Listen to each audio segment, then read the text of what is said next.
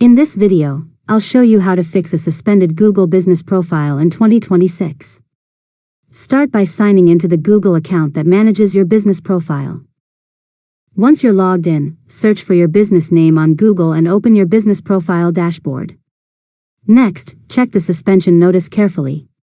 Google usually provides information about the type of suspension and may direct you to the relevant policy guidelines.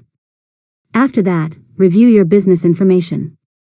Make sure your business name, address, phone number, website, and business category accurately represent your real business. Remove any misleading information, keyword stuffing, virtual office addresses, or policy violations.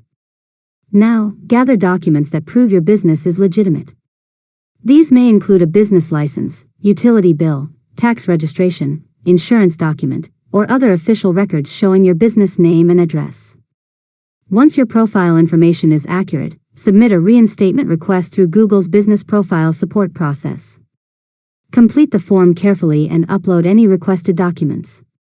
Next, monitor your email inbox for updates from Google. The review process may take several days, and Google may request additional information before making a decision. While waiting, avoid creating duplicate business profiles or repeatedly editing your profile, as this can delay the review process. Finally, if Google requests more documentation, respond promptly and provide clear evidence that your business complies with Google's guidelines. And that's it.